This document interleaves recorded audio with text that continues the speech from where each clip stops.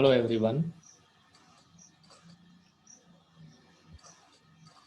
आज से हम स्टार्ट कर रहे हैं, कवर कर रहे हैं 9th क्लास का। ठीक है।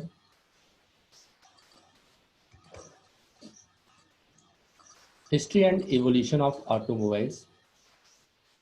ऑटोमोबाइल का क्या इतिहास है, उसमें हमने नए क्या डेवलपमेंट किया, इवोल्यूशन क्या हुआ। ठीक है, उसके बारे में हम डिस्कस करते हैं।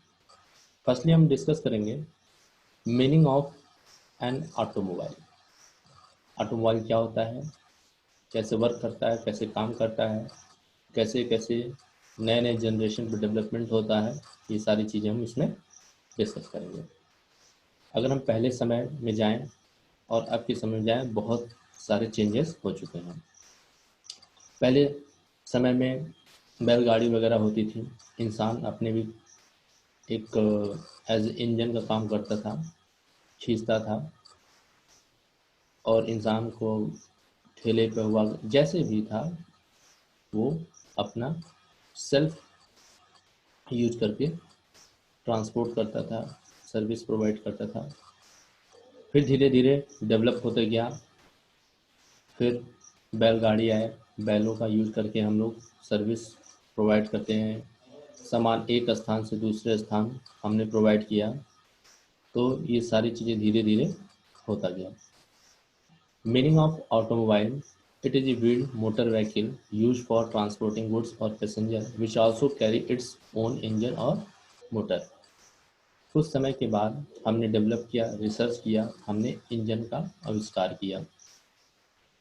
मानव जाति ने इंजन का आविष्कार किया अपने सुविधा के लिए। ठीक है, कि आसानी से काम हो सके और कम समय में से ज़्यादा हम काम को कर सकें।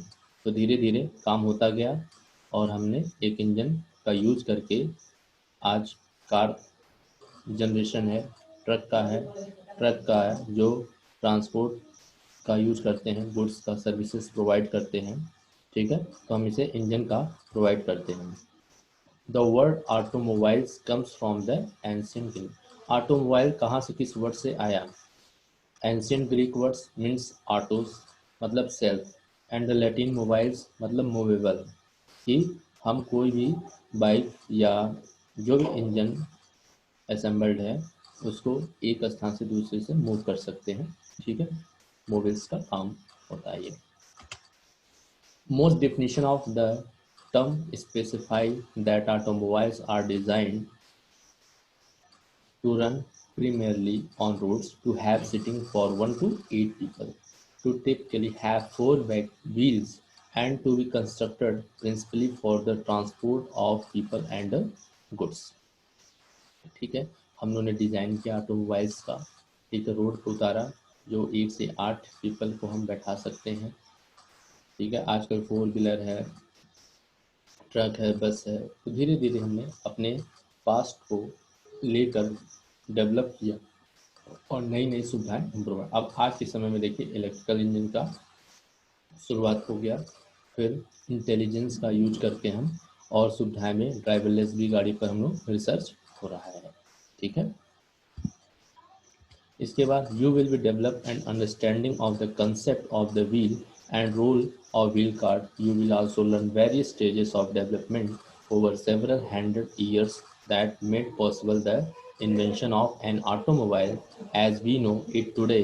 You will be understand how various automobile were developed in a past.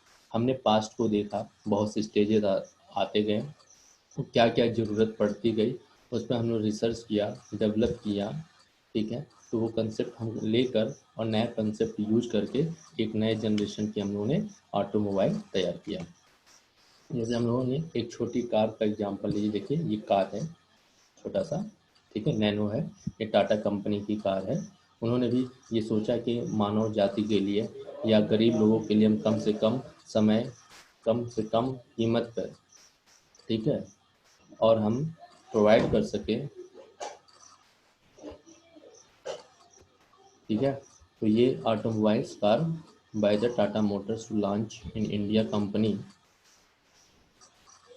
Okay, so this is the concept of the history and evolution of the automobiles. Thank you for watching my video.